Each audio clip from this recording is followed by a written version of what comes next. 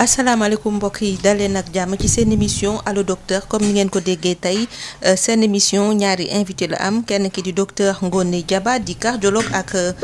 Ibrahima Diallo di chargé de communication association Les Cœurs Unis docteur Ngoné Diaba Gaye nag moom cardiologue libéral la nekk spécialiste en réadaptation cardiaque ak prévention cardiovasculaire docteur Ngoné maa ngi lay nuyu. maa ngi lay fay Rosalie di nuyu sunu naataangu invité bi monsieur Diallo. di nuyu sa auditeur yëpp. waaw docteur nga nekk cardiologue libéral nekk spécialiste comme ni ma ko waxee sànq en réadaptation cardiaque loolu moom mooy lan. Déjà damay commencer par cardiologie mooy partie wu médecine bi nga xamante ne si day intéressé wu ci bépp feebar buy laal xol bi wala sidit bi réadaptation cardiaque nag benn poñ la ci wàllum cardiologie buy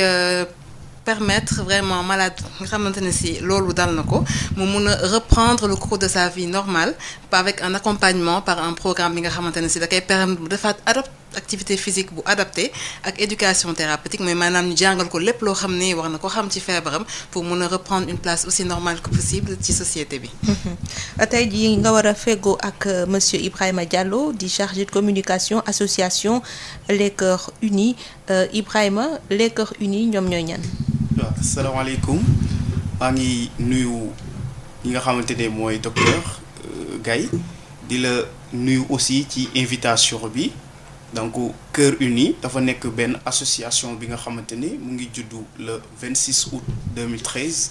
à Pikine muy compter 552 membres yi nga xamante ne c'est réparti entre membres actifs membres inactifs et membres d'honneur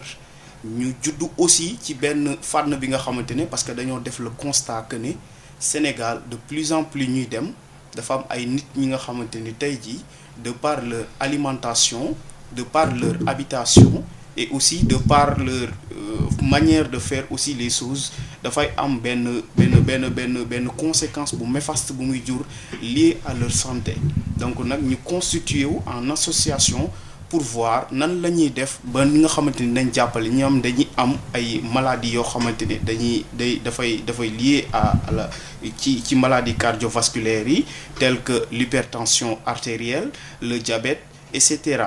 moo tax ñu créer l'association mais on vise aussi au niveau de la sensibilisation parce que dañoo ne mieux vaut prévenir que guérir moo tax ñun lu ëpp ci suñuy combat mooy sensibiliser les populations pour ñu am une bonne adaptation liée à leur santé donc loolu moo waral ñu mettre en place cette association bi nga xamante ne boo koy xool am na ancrage communautaire bu baax a baax notamment am nañ ay antennes ci différentes régions du Sénégal dañuy dem aussi ci ay événements yu mag comme le Magal de Touba le Gamou ak yeneen cérémonies religieuses yoo xamante ne ñoom ñooy am ci réew mi dans le seul et l'unique but pour accompagner les pèlerins ou bien les Sénégalais yi nga xamante ne dañuy nekk dans les couches les plus vulnérables ñu xool ñun nan la ñuy def ba apporter suñu pièce à l'édifice donc looloo waraloon ñu créer l'association des Cœurs Unis. Docteur Ngoné tey ci atum ren gi ministère de la santé tànn benn thème ngir mandargaal journée mondiale du cœur nga xam ne alxames la mooy prendre soin de son cœur depuis l'enfance mooy toppatoo sa xol dalee ko ba ngay ndaw ñun ci suñu waxtaan tey dinañu xool cœur xol moom mooy lan ban njëriñ la am ci suñu organisme ban rôle lay jouer lan moo tax ñu war ko toppatoo war ko tàggat ak yan gàllankoor ñoo mën a gaañ suñu xol ak loolu yëpp lan la ñu war a mën a indil donc yow en votre qualité de cardiologue tey jii boo ñu doon présenter cœur boo ñu doon firil xol di ñu ko jàngal lan lañ ci war a mën a jàpp. Rosalie xol dafa nekk benn muscle bu ndaw nag parce que boo koy peesee wax dëgg fa neex yàlla mu ngi peser environ 300 grammes ça veut dire que passé wu libre mais nag noonu la amee importance ci xol ci nit pardon ndaxte moom représenté moteur ci oto donc moom rôle am mooy tasaare deret gi nga xam ne moom mooy suñu essence jaarale ko ci sidit yi pour que yaram bi mun a fonctionner normalement donc xam nga ni moom moteur bu panne moom maaratee taal yi donc loolu le rôle bi muy jouer ci suñu yaram suñ ko mënoon firndeel ci ay mots yu simple yu terre à terre. waaw nga ne bu ma comprendre xol mooy moteur. moom bi. mooy doxal li nga xam ne mooy cëri ci yaram bi lan mooy doxal xol. alors xol dafa nekk organe bu yéeme ndaxte c'est le seul muscle boo xamante ni bu commencé dox rek dootul taxaw ba ñuy dee te loolu li ko indi mooy dafa am benn circuit électrique c'est-à-dire xol bi ñaari partie la am na pompe bi mooy kiy def travail mécanique bi kiy naju di bàyyi. ak li nga xamante ne si moo koy commandé muy circuit électrique bi. voilà donc am na yoon bu muy jaar comme courant sénétique am na interrupteur boo xam ne bu déclenché day daal di contracter réservoir bi nekk ci kaw réservoir bi daal di feesal pompe bi nga xamante si moom mën a tasaare deret bi ci yaram gi bu pompe bi feesee nag day recevoir ordre moom tamit mu naju mun a tasaare deret gi mu mun a dem fi mu war a dem ci cër yi pour que fonctionnement bi mun a dem normalement. donc Ibrahima Diallo yéen ñi nga xam ne da ngeen di yëngu ci benn pàcc ci seen mission ci wàllu sensibilisation tey ban enjeu moo am ci waxtaanee xol mais surtout waxtaanee feebar yi nga xam ne moom mooy daal xol est-ce que c'est parce que ces dernières années dañu gis ne ñi feebar bi di daal dafay bëri wala justement parce que comme docteur ni mu ko waxee xol mooy moteur yaram enjeu bi lan la. enjeu bi mooy boo xoolee de plus en plus ñuy dem àdduna bi maanaam nit ñi dañuy gën a am taxawaay maanaam dañuy seen multiplication dafay bari et bu ñu xoolee aussi tamit suñu mode d'alimentation comme Sénégal ni ñu baaxee woon di dund comme suñu wàllu lekkeen nga xamante ne suñu maam yi parce que suñu maam yi lañ ko doon dañ doon saytu li ñuy lekk mu nekk woon ci ay base yoo xamante ni dafay am ay ferñeent yoo xamante ni dafay dem ci nit ki mën koo jàppale ba yi nga xamante ne mooy yenn feebar yi du ko dal mais seetlu nañu de plus en plus ñuy dem nit ñi maanaam les facteurs de risque dafa commencé bari parce que boo doon xool ñi doon am hypertension wala diabète dañ doon wax dañuy am 40 et plus wala les personnes âgées léegi boo xoolee parce que am na benn étude bi ñu doon def boo xamante ne enquête la mais mënuma ñëw sur les chiffres un peu parce que le rapport est en cours mais gis nañ ne jamono jii nii ñi ëpp ci ndaw ñi ak ñi nga xamante ni dañuy am plus de 30 ans ñoom ñoo koy commencé am et gis nañ ne loolu boo ko commencé bu fekkee daf la teel a gar ba ngay nekk ndaw donc pour nga mën a am après beneen mobilité bi dafay xaw a jéggi dayo moo tax nag ñu ne on a fait le constat ñu ne lii raam ci ñag ba la jëm te balaa mu faa yegg nag il faudrait que ñun ñi nga xamante ne ay acteurs communautaires lañ ay agents de santé lañ ñu teel a gar lool noonu ba teel ko prévenir ba nga xamante ni dinañ ko mënuñu ko endiguer mais dinañ xool le minimum ba nga xamante ni le maximum lu ñu mën a def ci liggéey ba nga xamante ni lépp loo xamante ni dafa jëm ci wàllu prévention dafa war a jëm ci wàllu sensibilisation ñu dox ci parce que tamit dañoo bëgg parce que boo xoolee réew mi ni muy demee la population est constituée essentiellement de jeunes donc nag bu ñu amee jeunes yi nga xamante ni ñoom ñoo yor le bras économique du pays donc mënuñu xool la majeure partie ci jeunes yooyu noonu ñoo am ay pathologies yoo xamante ni tey jii c'est des maladies chroniques te bu leen amee bu leen dalee yu bari ci ñi nga xamante ni war nañ ko pratiquer war nañ ko kii seen avenir dafay am loo xamante ni daf koy amputer moo tax ñu ne nañ jug xeex loolu noonu ba nga xamante ne ñu ëpp ci population bi neewuñu mënuñu leen kii mais dinañ fexe ba nga xamante ni nañ gar lu ëpp ci ñoom ba mën a tàggoog ñenn ñi nga xamante ne tamit dal na leen ñu xool ñun nan la ñuy def ba ñu am beneen adaptation boo xamante ne maanaam ñu am des comportements positifs pour nga xamante ne affaire bi fi mu yem lay yem mais du continuer ñu daal loolu moo tax ñu gën a jóg ñu gën a farlu xool nan la ñuy def ba nga xamante ni dinañ béral ay jéego yoo xamante ni moom mooy jàppale population bi ci li jëm ci wàllu feebaru xol parce que xel comme ni ko docteur waxee moom mooy nit parce que nit ki bu fekkee sa xol du fonctionner wala du fonctionner comme ni mu waree li nga bëgg ci def ko yëpp ci ay activité mun na réduire te loolu bu réduire mun na indi yeneen i conséquences yoo xamante ni moom mooy gën a dëgër. moo tax ñu lawal xeex bi pour mu mën a des foofu. Docteur Ngoné prendre soin de son cœur depuis l'enfance lan moo tax ñu war a toppatoo suñu xol ba ñuy nekk xale. alors Marie-Rosalie boo ma ciy laaj damay sawar tontu. ndaxte sama naataango wax na ko ci wolof nee nañ fagaru. moo gën faju te fi médecine moderne bi toll nii dañ ko comprendre bu baax a baax c'est-à-dire que instant yi xam nañ ni bu ñu établir ay stratégies de prévention yu baax yu efficientes moo gën téeméeri yoon fukki garab. parce que xam nañ ni loolu mooy à terme moom mooy wàññi incidence su feebar yooyu les feebar chroniques maladie cardiovasculaire en particulier mais bépp feebar chronique parce que xam nañ ni cancer ak yooyu yëpp ñoo bokk lu leen lal voilà donc ci kaw loolu nag ñu ñëw ci activité de prévention te ñoo ngi rafetlu bu baax tamit genre initiative yi qui viennent de la population parce que dafay rejoindre ñun suñu action en tant que soignant voilà donc ci kaw loolu am na lu ñu tuddee prévention primordiale mooy naka la ñuy def yan action la ñu mën a mener ci population générale bi balaa dara di xew balaa facteur de risque di ñëw ba feebar di installé wu loolu mooy prévention primordiale te instant yi dëkk yu bëri ci loolu la ñuy dox pour jéem a changer comportement yi pour defaraat hygiène de vie bi voilà donc surtout ñun nag da nga si war a gën a taxaw parce que ñoo ngi gis ay pays qu'on appelle les pays à ressources limitées ça veut dire que suñu koom-koom demeewul noonu waaw poche bi diisut yaa ngi dégg donc mënuñu am attanuñu justement fardeau wu maladie cardiovasculaire parce que en dehors de handicap économique bu muy indi parce que ku feebar déjà dootul liggéey ba noppi il faut mu faju te traitement bi dafa cher ce n'est pas donné yaa ngi dégg en plus de ça da ciy amaale handicap social et psychologique boo xam ne kenn mënu koo natt donc ñun suñu intérêt tey mooy taxaw xeex thème pour justement éviter feebar yooyu law ci suñu population yi voilà donc maladie cardiovasculaire li koy lal ràññee nañ ci lekk bu bon ak ñàkk tàggat yaram donc ñaar yooyu bokk na ci poñ yi nga xamante ne si moom mooy lal indi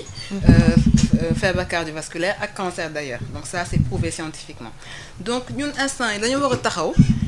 defaraat éducation à la santé suñu jeunesse parce que ñoom ñooy magu ëllëg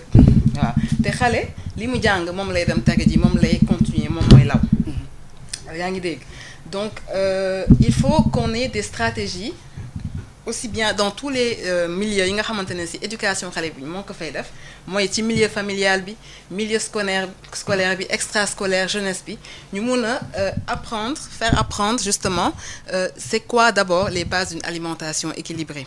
yaa ngi dégg favoriser légumes yi wàññi ak fruits yi ak légumes secs yi ak aliments yi nga xamante ne ci wax nañ ko sànq day indi ferñeent yu baax pour yaram gi wàññi li nga xam ne mooy aliments à calories vides c'est-à-dire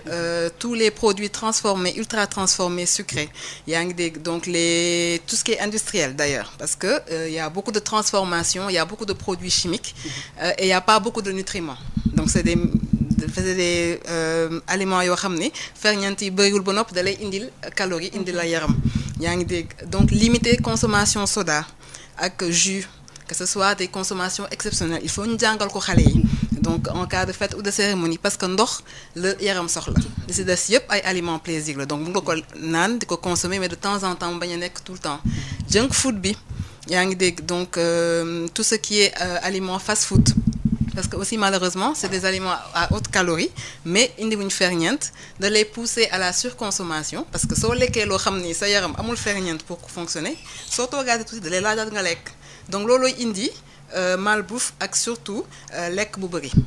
indi obésité indi maladie cardiovasculaire voilà beneen bi ci topp aussi mooy wàññi xorom si depuis l'enfance ici on mange très salé et ça se répercute après à l'âge adulte et aussi diminuer le temps des écrans loolu tamit c'est important ñun ñëpp écran yi nga xamante ne ci télé mooy xam téléphone moo xam télé moo xam jeu vidéo parce que day indi ay comportement yoo xam ne malheureusement après day retourner wu contre xale bi parce que déjà moo ngi toog benn place mën na ci toog ay heure ak heure du bouger voilà et en plus de ça s'accompagne souvent de grignotage donc day toog di lekkantu donc ñun en tant qu'éducateur moo xam parents yi la moo xam milieu familial moo xam milieu scolaire nous devons encourager vraiment ces jeunes-là à bouger et à connaître en tout cas les bases d'une alimentation équilibrée et à l'appliquer, ce qui n'est pas facile. Ouais. Et ça, c'est vraiment une action qui va être menée de manière conjointe. C'est pas seulement les médecins, c'est tout le monde, vous l'avez compris. Voilà, donc vraiment, dafa nekk ay actions yoo xam ne ñëpp ci am wàll. Parents yi, école bi, yaa ngi dégg milieu sportif yi, club yi, te beneen poñ mooy également sport bi, activité physique. Activité physique dafa nekk culture. Loo xamul mosoo ko def boo demee ba nekk mag. Day metti pour nga def ko. Donc ñun ñoo war a ñaax, encourager, motiver suñu ndaw ñi pour ñu génn di fo, di pratiquer sport. te loolu tamit maa ngi ciy woo tamit autorités yi parce que dafa baax suñu dafa ay dëkkuwaay ñu xalaat ndaw ñi dafa leen ay aires de jeunesse yi nga xamante ne si danañ mun a tàggat seen yaram en toute sécurité et en toute et à proximité également loolu tamit day encourager li nga xam ne mooy tàggat yaram. parce que ndaw buy tàggat yaramam day préserver capital santé te loolu c'est très important. lan nga ci wax Ibrahima surtout ci thème bi nga xam ne mooy toppatoo sa xol ba ngay nekk mag ba ngay nekk xale. mais ci xale yi surtout gis nañu ne xale xamul te lu mu fekk comme ni mu ko waxee rek lu mu fekk ci famille bi lu mu màggaalee moom lay continuer xale bu tàmmul ba muy xale recensé ci lekkinam lu ëpp xorom wala lu ëpp suukar wala ku tàmm toog wala boo tàmmul def sport du boo màggee nga koy mën loolu tey jii bu ñu ko bëggee changer comportement bi bu ñu bëggee am changement de comportement ci lan la ñuy miser. Effectivement, parce que y a un adage qui dit que l'adolescent est victime de son environnement parce que xale bi fu mu juddoo il faudrait ñu jàngal ko les bonnes pratiques yi nga xamante ni tey jii nii dès le bas âge daf koy jàppale ba keroog muy nekk mag parce que daa am lu Olof Njaay di wax nee na garab ci ba muy tooy nga koy jubanti parce que c'est à nous parents c'est à nous aussi ñi nga xamante ni ñun ñoo nekk ci yenn milieux yi ñuy jàngal ndaw ñi ba ñuy nekk xale ne leen prendre soin de son corps dafa nekk lu am solo parce que njeexital yi mën nga ko bañ a gis léegi mais boo demee ba nekk mag la bu njëkk loolu lañ doon wax waaye dañoo seetlu ne léegi da ngay gis xale bu ndaw mu commencé di am yenn pathologie yoo xamante ne dañ naan mag moo ko doon am donc il faudrait qu'on se pose des questions ñu xamal ñu xoolaat bu baax a baax gëstuwaat xale bi comme ni ko docteur waxee ci lekkam lan lay lekk ci toog bi muy toog bu demee école wala parce que école yi sax ñu ngi koy commencer appliquer parce que dañuy def éducation physique et sportive donc yooyu tamit c'est des initiatives à saluer boo xoolee tamit au niveau des quartiers parfois dañuy organiser des colonies de vacances wala ñuy organiser ay camps de vacances et tout c'est intéressant d'aider les jeunes ñuy bouger di am benn pratique sportive boo xamante ni tey jii daf leen di permettre ñuy préserver seen santé boo xoolee ci beneen fànn aussi ci kër ga parce que on a tendance à que gis yi xale yoo xamante ne da ngay gis benn xale boobu day yaay lii laa bëgg nga jox ko 100 francs mu dem jëndi grignoter toogaat benn moment ne la yaay lii laa bëgg nga joxaat ko ne la yaay lii laa bëgg donc yooyu noonu nga koy jox doo ko jàppee dara parce que da nga naan benn weccit bu ndaw la buy dem mais conséquences yi aussi dañ ko war a natt ba xam ne tey jii lii may def nii lii ma tàmmal xale bi parce que déjà du manger équilibré parce que dañuy wax ne nit boo lekkee di war nga am na benn intervalle de temps boo nga xamante ne war nga toogaat pour mën a lekkaat donc yooyu noonu boo ko teelee tàmmal xale bi muy grignoter entre les repas muy def yoo xamante ni tey jii bu wér-gu-yaramam du ko nangu parce que boo nekkee ndaw nga teel a sonal say cër nga teel a sonal say organes yi nga xamante ni ñoom ñoo la mën a dimbali boo nekkee mag tey jii boo nekkee mag tey jii luñ jug rek maanaam luñ naan maladie bu ñàkk xorom bu jugee rek dalay yàpp te loolu noonu mën nañ ko teel a rot pour xoolaat pour adopter une très bonne éducation alimentaire pour adopter une très bonne éducation pratique boo xamante ni tey jii moom la ñuy jàngal ndaw ñi voilà hygiène de vie bi ñu jéem ko xoolaat bu baax a baax nga xamante ne xale bi même en dehors de ses parents moom bu kiiwee bu toogee moom kese dina xam ne kat heure bi laa war a lekk heure bii laa war a nelaw heure bii laa war a def sport heure bii laa war a yeewu toog documenté wu heure bii laa war a divertiru parce que il faudrait ñu am benn grille quotidienne ñu adopté ko aux enfants ba nga xam ne dañ naan ko boo yeewoo da ngay dem jàngi boo paree nga dem lekk boo paree nga sieste boo paree nga dem defi sport boo nga xamante ni xale bi da nga koy occuper de telle sorte que su au fur et à mesure muy màgg day gën a adapté wu ak loolu ñu koy jàngal je pense que il faudrait ñu xoolaat kii moom madame daf koy wax parfois aussi le facteur économique dafay poser problème parce que la majeure partie des parents dañuy quitter 6 heures du matin dem liggéeyi balaa ñoo ñëwaat 22 heures xam nga yooyu noonu doo tal sa doom ba ne da nga koy mën a jàppale ci yu baree bari donc yooyu tamit c'est à revoir parce que am na parents yu bari yoo xamante ne càggunte dañoo bañ mais aussi tamit maanaam coono bi ñuy daj ci liggéey bi ci wàllu liggéey bi coono bu ñuy daj ci oto yi coono bu ñuy daj ngir dang-dang yi ak la majeure partie parce que dañuy la sédentarité aussi parce que léegi da ngay gis benn parent bu commencé am njaboot mu ne xaama dem jël appartement léegi xale yi wër la loyer bi wër la maanaam la dépense quotidienne mu wër la courant wër la ndox wër la donc yu bari yooyu noonu charge yu bari yooyu bu tegee sa kaw li nga bëgg yar sa njaboot ci wàllu éducation bu baax li nga bëgg yar sa njaboot ci ñu am wér-gu-yaram bu baax mun na bañ a sooxee noonu moo tax il faudrait ñu adapté waat ay maanaam ñu am ay association de quartier wala ñoom ay association yoo xamante ne ñoom ñooy mën a permettre ñu nekk benn trait d'union entre les enfants ak ñi parents yi wala entre les enfants et les autorités administratives ñi nga xamante ne ñoom ñooy kii ñu xool des activités yoo xamante ne à l'école wala durant les vacances moom la ñuy def ba nga xamante ne dinañ yu bari dinañ ko mën a wàññi ba nga xamante ne xale yi dinañ am benn kii di éducation bu baax a baax donc ci loolu tamit dafay dem du dem kese ci xale mais dafay dem ci mag ñi parce que gis nañ ne léegi nit ñi maanaam sport am na ñu bëri farataalu tuñ ko da ngay gis comme suñu genre gi boo commencé di liggéey nga am benn situation bu stable oto ngay jël oto ngay am mu am climatiseur soo demee sa bureau mu am climatiseur soo ñibbee kër ga tamit nga def ci climatiseur donc yooyu sa maanaam ñàq bi nga war a ñàq wala effort physique yi nga war a def ba nga xamante ne moom dina brûler ay calories sa yaram wala li nga xamante ne graisse bi dina ko mën a brûler yooyu noonu activité yooyu noonu boo ko dul def day am njeexital ci sa wàllu santé et yooyu il faut ñu xalaataat ko bu baax a baax tamit am tamit des comportements yoo xamante ni tey jii moo ñuy mën a permettre ñi nga xamante ni du ñu xalaat ne rek comme ça tey jii nii man maa ngi lekk maa ngi naan maa ngi nelaw rek ça suffit. non alhamdulilah voilà yooyu moo sonal sénégalais docteur tey jii est-ce que mën nañu xam feebar yi nga xam ne ñoom ñoo mën a am ci xol bi yu mën a affecté suñu cœur. alors effectivement donc feebar maladie cardiovasculaire bëri na ay façon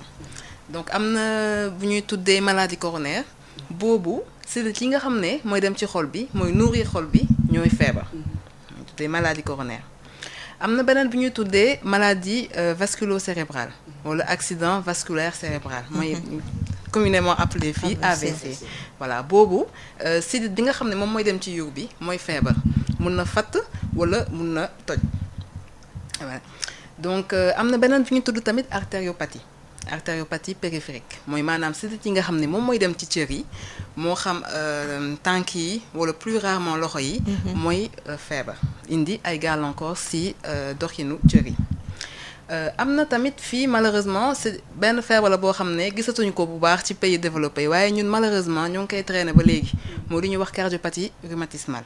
donc loolu koy indi mooy xale yi nga xam ne dañuy def ay angines à répétition pendant longtemps des années ce sont des angines nga xam ne parfois traitement bi baaxul wala amul woon traitement du tout donc parfois day wëlbatiku daal di agressé xol bi am lu mu ci yàq soit ci buntu yi wala ci muscle bi moom ci boppam moo lu ñu tuddee cardiopathie rhumatismale. am na tamit li nga xam ni mooy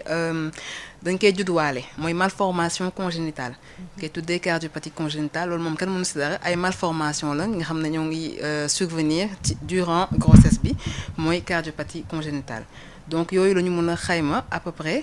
pour li nga xam ne moom mooy maladie cardiovasculaire yi. bu weesoo cardiopathie congénitale bi ngay wax. ci xale bi wala muy waxambaane bi wala muy mag bi ku ci dem bay commencer am feebaru xol. yan yëg-yëg moom moo la war a alerter maanaam loo xam ne da nga koy kii rek boo demee ne docteur bi sama lii mooy métti rek automatiquement dina orienter diagnostic bu muy def. effectivement donc am na ay signes d'alerte yi nga xam ne war nga ko mën a xam. su ñu jëlee maladie coronaire par mooy li nga xamante ne sidditu xol yi day am problème day fatt li muy manifesté woo symptômes yi nga xam ne moom la ñu gën a ràññee ci loolu mooy dënn guy metti sa dënn bi suy metti bu tar yaa ngi dégg bi nga xamante ne si loo mënti jël ci antalgique du passé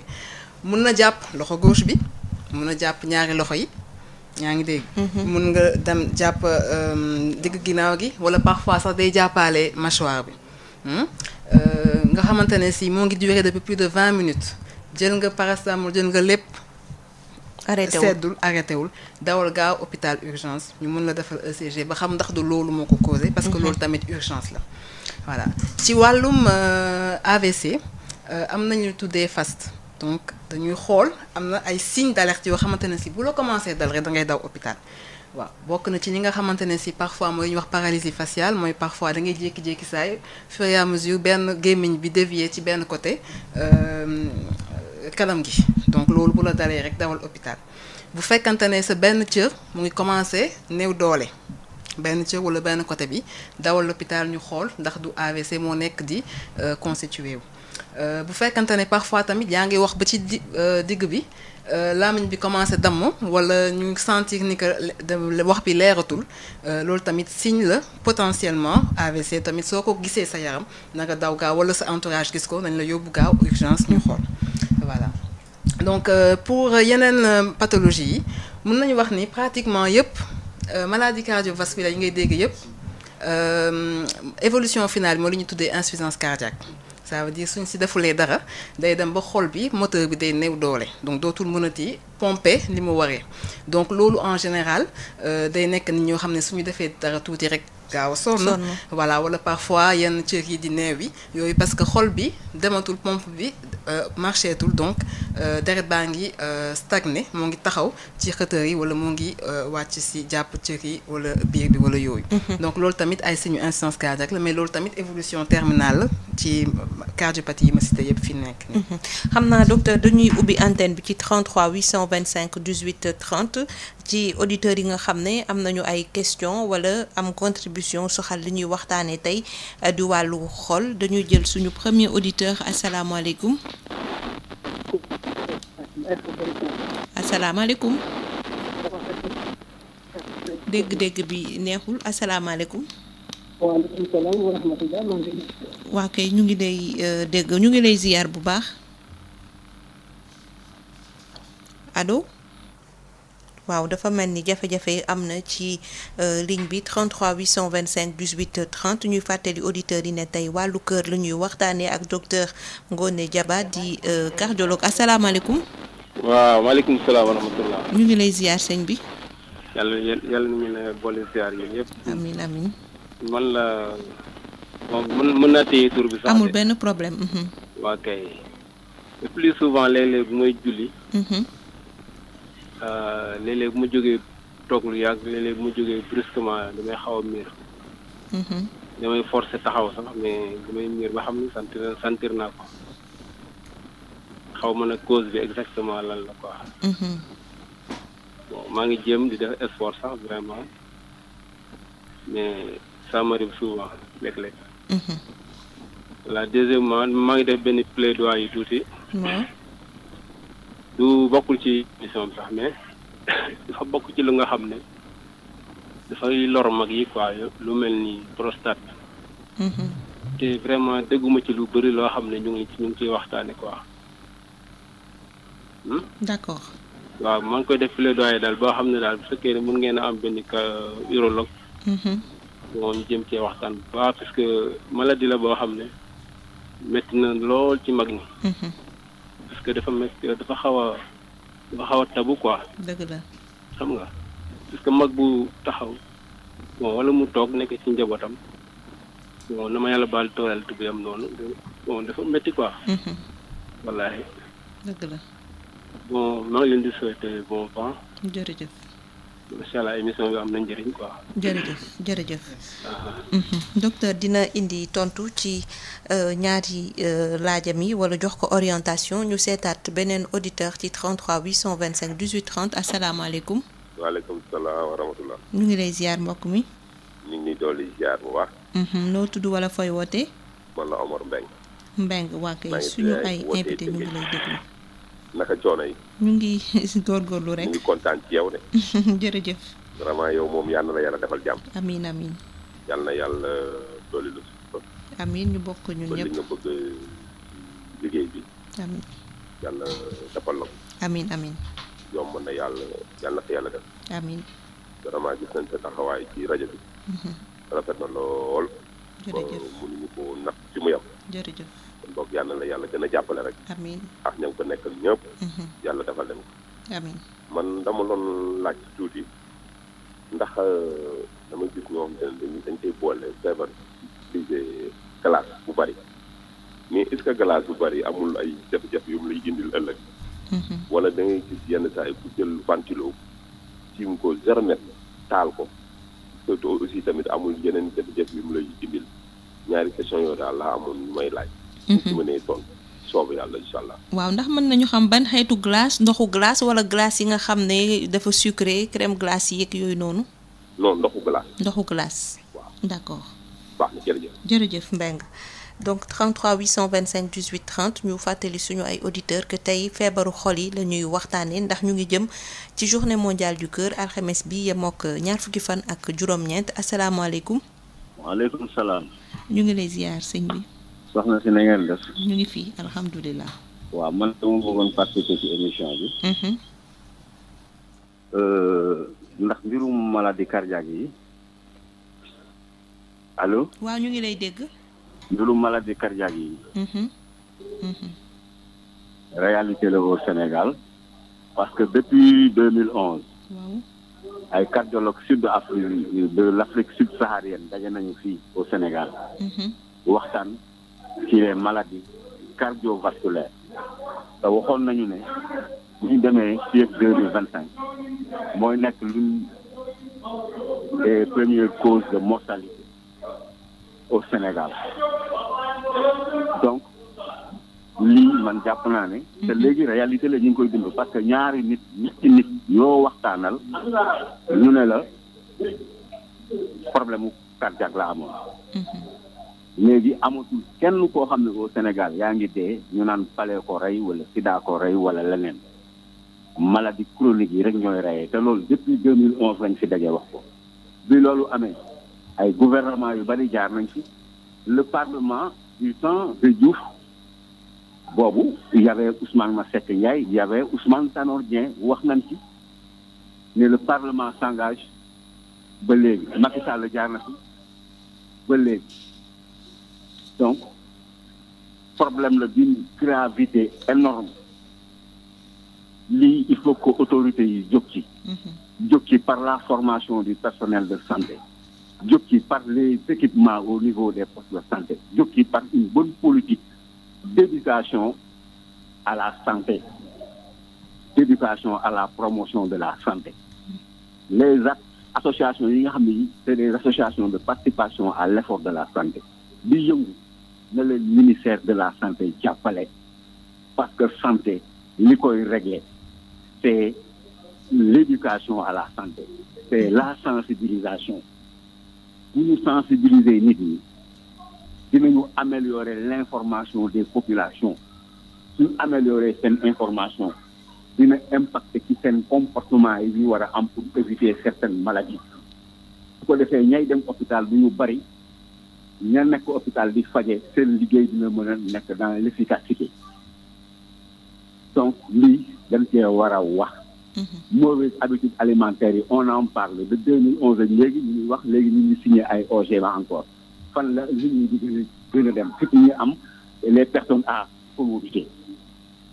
donc association Cœur Uni boobu ñu ngi koy féliciter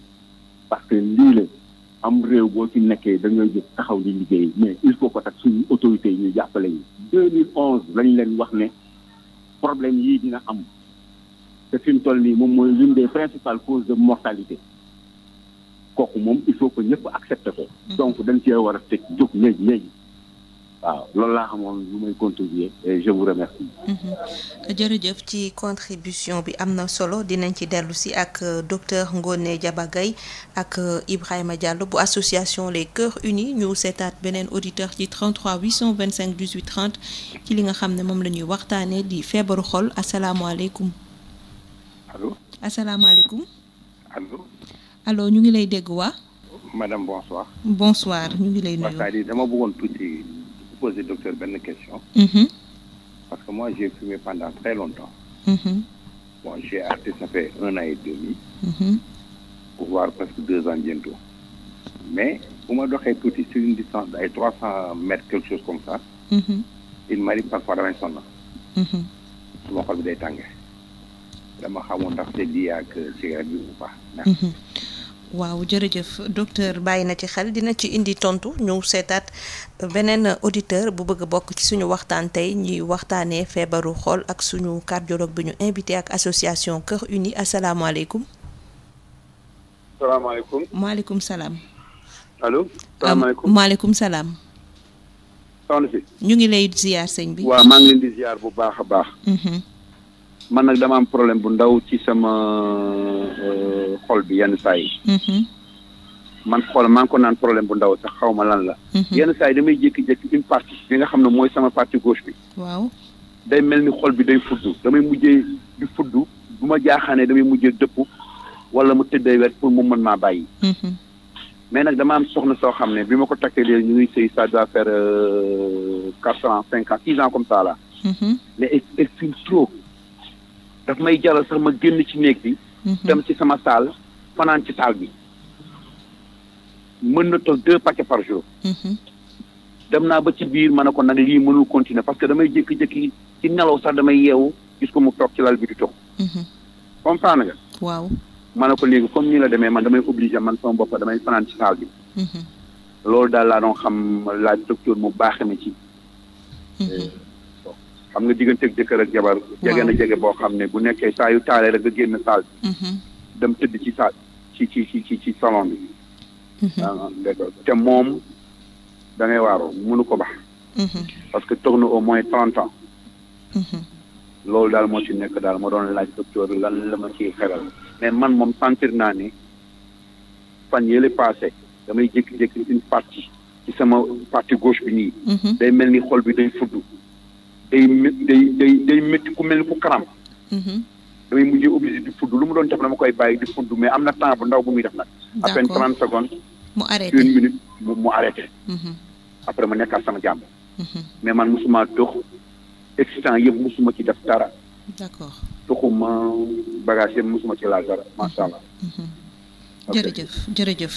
docteur dina la indil ay tontu yu leer ci loolu ñu jëlaat beneen auditeur ci 33 825 18 30 bu fekkee méngoon na ak suñu thème asalaamaaleykum. waaleykum salaam wa rahmatulah wa barakaatuhu. ñu ngi lay ziar sëñ Thiam. soxna Rosalie maa ngi lay nuyu. ñu ngi lay fay. di nuyu sa ñaari invité yooyu. di gërëm Sud FM l'ordre national des médecins ak Val d'Afrique. waaw di sant thème bi di leen encourager si thème bi daal. waaw man lu may kii toujours prévention lay wax. jigéen ñi borom doom mi toujours bërki démb maa ngi gis sama benn dëkkandoo bu yore doom munuma depuis ñetti fan dafa feebar. ma ne ko lan la munuma yax yi la ma ne ko loolu woon ne yax yi la. munuma yaram bi dafa tàng kii ma ne ko yóbboo ko dispensaire munuma déedéet ma ne ko lu tax munuma yax yi ma ne ko suba yóbbu ko. yow lu la wóor na yaxle yow est-ce docteur nga papaam docteur la mu ne ma dee ma ne ko yóbbu ko yooyu mooy indi problème yoo xam ne après. comme ni ko ndaw si waxee rek après bu fekkee angine la wala dara kenn traité wu ko mu dem nekki leneen waaw. et puis tamit lu may bëgg a wax toujours mooy état bi comme feebar yi dañu bari te ñun amuñu kàttan lii indi feebar yi comme maladie cardiovasculaire lu bari la koy indi muy tabac beeg alcool yeeg produit yooyu yëpp nañ ko surtaxé bu cher léegi xaalis boobu ñu siy jëlee ñu koy subventionné feebar yi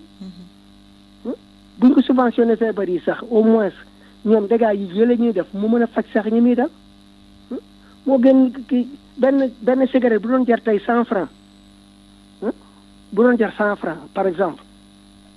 bon lépp lu ñu si jëlee rañu diwal ko si kii ak coono bi état bi di def yëpp si di dugal xaalis si société beeg yooyu yëpp kii chips yi ñuy jaay xale chips yi ban valeur nutritive la lu dul teel leen jox tension rek parce que chips yi yëpp xorom rek la soo ko peesee lu si nekk si mboq matul 0,25 grammes du dara du ay produits yu dara boisson yi ñu jaay xale yi 100 francs su ma gisee ku jigéen ku daan doom ka dama jënd boisson 100 francs ma ne ko yow lii du jus de fruits du jar 100 francs yoo xam ne yow bu saf sàpp ak suukar kii ku la ko jaay 100 francs xam nga ne jaay loolu lu baax ak leneen nag nañu yéen nit ñi daal nañu yéen nit ñi si yooyu waaw di leen sant di leen gërëm jazakumullah xayran jërëjëf sëñ Thiam ci plaidoyer bi ak contribution rawatina ci prévention jigéen ñi ñu jëlaat beneen auditeur laata ñoo bàyyi kàddu gi suñu ay invité pour ñu tontu asalaamaaleykum. allo asalaamaaleykum. salaamaaleykum. maaleykum salaam.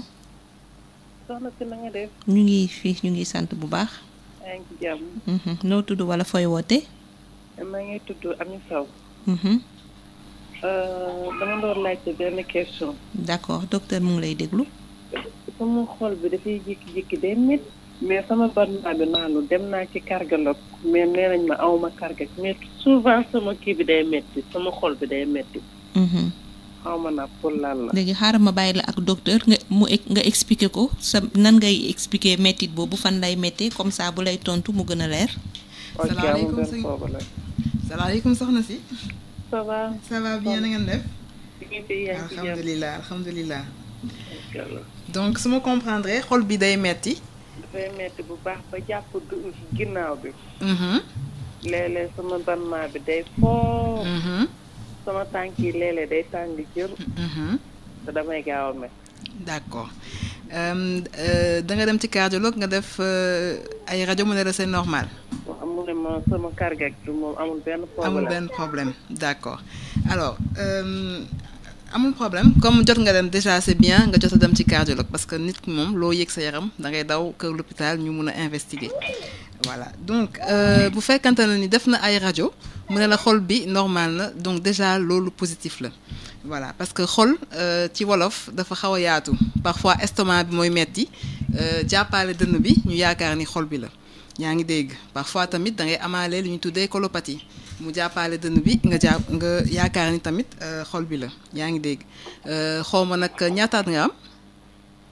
maa ngi am 30 ans. 30 ans ok donc effectivement 30 ans c'est assez jeune mais parfois tamit di nga am li ñu tuddee arthrose dorsale mun na jàppale digg ginnaaw gi jàppale dënn bi ba nga yaakaar ni xol bi la léegi nag li ma lay digal mooy comme dem nga ci cardiologue nga def investigation yi mu normal da ngay dellu ci médecin ñu mun a xool ndax du estomac bi parce que parfois dafa xaw a jege yaanu. non mais am naa sama biir bi am na benn picc bu ndaw bu nekk ci biir. maa ngi koy def traitement. voilà donc moo ñuy wax ulcère. donc nekk na feebar boo xam ne parfois day méngoo ak xol buy metti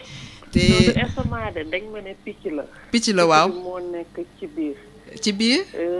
butit bi. ci biir butit bi. ok waaw donc loolu yëpp mën a nekk ay douleur lu ñuy wax douleur de voisinage yi nga xam ne day projeté wu ci xol bi mais comme dem nga ci cardiologue xol bi normal na yaakaar naa ni mën nga topp traitement wu médecin bi la gisoon dégg nga. merci. jërëjëf defe naa docteur comme question yi dafa xaw a bëri dañuy bàyyi waa service commercial jàllale seen publicité ñu dellu si ngeen tontu ñu jot a dugg ba noppi. Pasti Valda raxul dara dàkkande kese lañ ko defaree produit Valda yi mën ngeen ko am suñuy boutique Valda yi wala ngeen woote ci numéro 77 219 98 45 wala ngeen dem ci www.boutiquevalda.com Valda Afrique moo leen di may seen émission Allo Docteur. kon nag ñu dellu si ci suñu waxtaan docteur Diaba ak Ibrahima Diallo ci auditeurs yi nga xam ne woote nañ ki njëkk a woote moom nee na suy julli bu sëggee jógaat brusquement rek dafay faral di am vertige nee na day def sport souvent mais terewul nag da koy arrivé souvent mu bëggoon nga tegtal ko dara. am problème jërëjëf ci laajte bi donc miir li ko mën a indi mun na jógee ci nopp gi parce que nopp gi moom moo yore équilibre nit donc su amee ay dysfonctionnement mun na indi ay miir mun na jógee tamit ci xol bi. waaye tamit am na lu ñuy tuddee hypotension orthostatique mooy maanaam boo nekkee ci position allongée wala assise longtemps nga jékki-jékki saa rek jóg tension bi day wàcc ba mu ëpp nga miir parfois dina am sax ñoo xam ne dañuy perdre connaissance syncope yaa ngi dégg mais comme day persister il vaut mieux mu dem consulter ji ñu mun a xool saytu loolu yëpp incha allah ba xam bu soobee yàlla. def na plaidoyer pour ñuy gën a wax ci wàllu prostate xam naa sax dina ma inspiré ma invité fii urologue mu nekk thème boo xam ne dañu koy waxtaanee. Omar Mbengue wootee Tëngéej mu doon bëggoon xam ndax wàllu glace ak di jegeyantoo ventilo mu lay ëpp ay waxtu yu bari ndax loolu mën na am njeexital bu bon ci suñu santé. alors wàllum consommation ndox bu sedd wala bu glacé excessive bon amuñu élément tey sur le plan scientifique c'est-à-dire saytuñ ko ba xam ndax réellement dina am gàllankoor bu ñuy am. donc amaana mu am amaana mu amul mais sur le plan scientifique mënuñu wax ni dalay gaañ parce que amuñu ci benn preuve fi mu toll nii voilà donc quant à ventilateur bi wala lépp luy courant d'air wala lépp luy ngelaw bu metti li gën mooy nga bañ a exposé wu frontalement. donc baax na nga xaw ko éloigné wu parce que mën na sonal tamit système respiratoire bi. waaw question bi ci topp moom dafa doon def contribution ci mortalité bi nga xam ne c'est lié aux maladies cardiovasculaires parce que ay données wane woon nañu ko ci exposé am te nee na problème yi c'est devenu fréquent léegi ko ci sa entourage boo xoolee 2 ba 3 personnes dinañ la ne dañu am problème mu xol sànq Diallo mu ngi ko doon wax. te comme suñu questionnaire amoon na ci lan mooy premier motif de consultation en cardiologie c'est l'occasion nga expliquer ñu ñi nga xam ne feebaru xol da leen di indi ci yi nga fi cité yëpp ñan ñoo ciy ëpp ci seen service yi. alors damay rafetlu bu baax contribution bi parce que moom franchement tënk na wax ji yëpp. prévention mooy lépp maa ngi ko doon wax ci sama discours loolu suñ ko comprendre. Je pense que dañuy def pas yu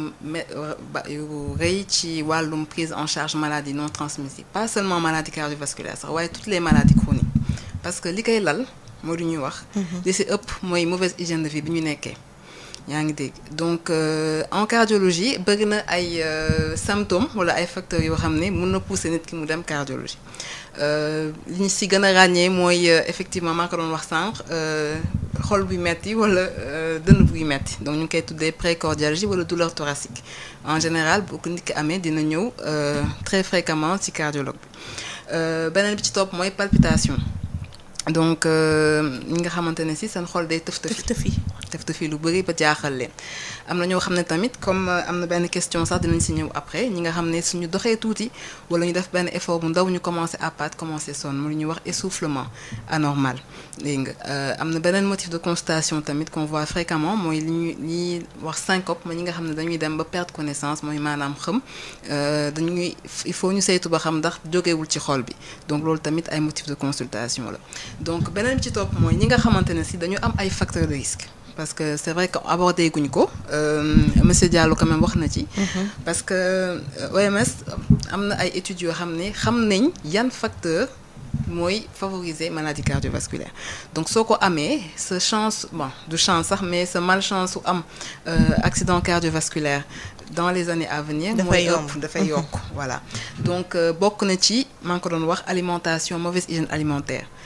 ñi nga xamante bu ñuy wax mauvaise hygiène alimentaire moom mooy par exemple lan bon suñ ko tënkee en manière simple mooy lu niin ba mu ëpp donc mauvaise graisse trop sucré donc sucre trop salé xorom voilà donc pour résumer voilà ak une alimentation bi nga xam ne bëriwul fruits ak légumes parce que xam nañ ni tamit consommation fruits ak légumes bu bëri benn facteur protecteur la pour sidit yi ak xol mi donc loolu tamit c'est prouvé scientifiquement voilà bu ñu jógee ci loolu ñi nga xamante ne si dañoo sédentaire mooy maanaam duñu def activité sédentarité OMS moo ngi koy définir par une koo xamante ne si day toog benn place plus de 7 heures de temps du bouger donc loolu mooy sédentarité loolu tamit facteur de risque la boo xam ne boo ko amee ce risque def maladie cardiovasculaire day yokk voilà yi si des nag mooy hypertension donc très souvent en cardiologie on fait beaucoup le suivi de l'hypertension artérielle ndaxte xam nañ ni tension day sonal sidit yi sonal xol bi donc bu toogee lu yàgg tamit traité wuñ ko mun na la indil ay day yokk sa risque ku am maladie cardiovasculaire diabète également donc diabète daf ñu ko compter ci facteur de risque cardiovasculaire donc ku am diabète dañu ko war a gën a saytu gën ko suivre tamit côté pour dépister c'est éventuellement maladie cardiovasculaire ndaxte facteur de risque supplémentaire ñi nga xamante ne si tamit seen cholestérol day yéeg waaw te cholestérol nag da ngay dégg tout le temps ñu naan dama amee cholestérol waaye abus langage la ndaxte cholestérol dafa am bu baax ak bu bon. bu baax bi day dajale graisse gi nekk ci sidit gi yóbbu ko ci res gi ñu éliminer ko donc kooku day nettoyer day aar sidit gi léegi nag cholestérol bu bon bi moom la ñuy considérer comme toxique ñun parce que bu xasee ba dajale graisse bi nekk ci deret gi au lieu mu yóbbu ko ci res bi pour mu éliminer ko day toog donc su amee benn agression mu daw ci sidit bi wala mu am benn facteur supplémentaire bu fi nekk day dugg toog former li nga xam ne moom mooy plaque de graisse mooy plaque d'athérome te loolu moo lal feebar cardiovasculaire yi ngay dégg lépp donc cholestérol bu bon bi tamit parfois dañuy recevoir ay patients pour suivi bi. voilà ci facteur de risque boobu. tabagisme dinaa ci ñëwaat tamit y a eu des questions intéressantes ci loolu muy tabagisme actif wala passif. voilà donc mais bu fekkante ne bàyyi nga sa risque day wàññeeku par rapport ak koo xam ne mu ngi tux ba léegi. waaye tabagisme fi mu nekk nii soo xaymaa accident cardiovasculaire yi nekk yi am si ndaw ñi mooy maanaam moins de 40 ans 50% yi tabagisme moo koy indi donc dafa nekk lu mot a bàyyi xel. voilà donc beneen bi ci topp mooy obésité. voilà donc ñi nga xam ne seen yaram dafa bëri ni obésité nag ñaari type la am na obésité globale mooy maanaam boo jëlee sa rapport. sa taxawaay ak sa poids day discordant donc day ëpp yaa ngi de mooy obésité globale bi beneen bi mooy obésité abdominale te ñun cardiologue yi dañ ci tenir compte bu baax a baax mooy tour de taille bi nga xamante ne si mooy biir bi voilà donc parce que biir bi dañu méngale graisse boobu nekk ci biir bi ak graisse boo xam ne moom moo entouré yooyu donc ñun tamit loolu facteur de risque la donc gis nga li ma lim lépp nekk na ay motifs tamit consultation de suivi en cardiologie et surtout également ñu bàyyi ci xel bu baax pour mun a réajuster hygiène de vie bi te maa ngi ko doon wax donc mooy li ñu tuddee réadaptation cardiaque benn partie la ci cardiologie bu am solo lool parce que day intervenir bu baax a baax ci prévention bi facteur de risque yi ma cité yëpp en général dañuy mun a proposer patients yooyu nga xamante ne si def nañ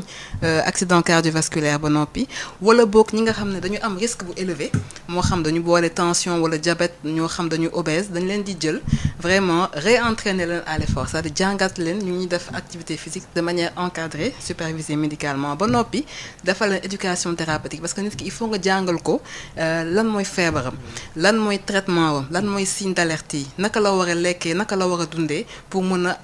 évoluer ak feebar bi sans complication sans problème donc loolu tamit dafa nekk ay parties yu am solo. ci li nga cité yooyu yëpp est-ce que mën nañu xam profilu malade yi ñëw en cardiologie est-ce que ay mag yi ñoo ci ëpp est-ce que mère yi jigéen ñi ñoo ci ëpp est-ce que célibataires yi ci ëpp góor ñi jigéen ñi xale yi. profil de façon générale ñi nga xam ne ñoom ngeen di gën a gis. ok alors actuellement la tendance inverse parce que de plus en plus on reçoit on l'a dit des jeunes et qui font des accidents cardiovasculaires donc on voit de plus en plus que quand même la population qui vient consulter en cardiologie elle est de plus en plus jeune et donc je pense que ça c'est un signe d'alerte vraiment c'est un signe d'alerte pour ñu defaraat suñu toogaay déjà en termes de sensibilisation de la population muy li may wax toujours ça rejoint la prévention et vraiment être très agressif par rapport aux facteurs de risque qu'on identifie même chez les sujets jeunes parce que léegi moom vraiment gis nañ ni de plus en plus de jeunes ñoo ngi fréquenter service de cardiologie ñoo ngi am accident cardiovasculaire ñoo ngi am maladie cardiovasculaire. ci côté boobu Diallo est-ce que ci seen sensibilisation yi da ngeen di def focus uniquement ci facteur de risque yi muy wax ci lan ngeen di def focus parce que comme ni ko auditeurs yu bari waxee prévention bi c'est la base seen sensibilisation yi ngeen di def orienté ko ci prévention ci lan lay tënku. suñuy sensibilisation yu ëpp maanaam nit ki bu ñëwee taxaw ci sa kanam maanaam il faudrait nga identifier moom d'abord lan moo ko dal wala lan moo xamante ne moom mooy pathologie yi nga xamante ne moom looy suivre maanaam ñun dañuy def sensibilisation dañuy def offre de service mooy bu ñuy def consultation bu ñuy def sensibilisation dañuy defaale benn consultation en interne moo nga xamante ne dañuy ñëw xoolal la sa diabète xoolal la sa hypertension donc si ça va dañ lay jox ay conseils ne la gënal amaat beneen taxawaay gënal góorgóorluwaat parce que gis nañ ne li nga am baax na ci sa tension baax na bu dee wàllu suukar bi tamit baax na mais del favoriser di def sport del favoriser aussi di manger équilibré di lekk aussi tamit lekk bu baax te aussi bañ a bàyyi ba xaaju guddi ngay lekk lu am lu niin a niin wala lu saf suukar ba mu bari wala loo xamante ne tey jii dafa saf xorom ba mu ëpp. ci ñeneen ñi nga xamante ne comme ça tey jii bu ñëwee ñu consulter la ñu gis ne yow sa hypertension dafa anormal wala sa taux de glycémie dafa anormal dañ lay référer parce que ñun on collabore nous sommes en étroite collaboration avec les ICP avec les médecins chefs de poste ñu dañuy am ay cas yoo xamante ni dañ leen di référer ne leen tey jii kat gis nañ ne lii c'est anormal mais ñun suñu liggéey daa am fu mu tàmbalee am fu mu yem daa am ñoo xamante ne ñoom ñoo jàngi woon lii nii ñoom ñooñ ci ëpp xam-xam léegi ñoom dañ leen di référer ñu dem ci ñi nga xamante ne ñoom ñoo fi toogal ci wàllu boobu noonu ñu dem ñu topp leen ñun tamit au niveau de la prise en charge dafay ñëwaat ci ñun parce que boo xoolee population bi moom comme ni ma ko doon waxee sànq ñun dañuy jouer un rôle de trait d'union entre les malades ak les services de santé wala les services étatiques donc ñun bu ñëwaatee ci ñun la ñuy ñëw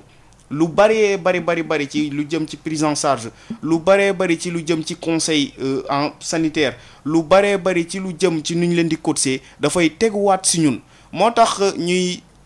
ñuy faral di daj ay problèmes yu bari parce que boo xoolee suñu association yi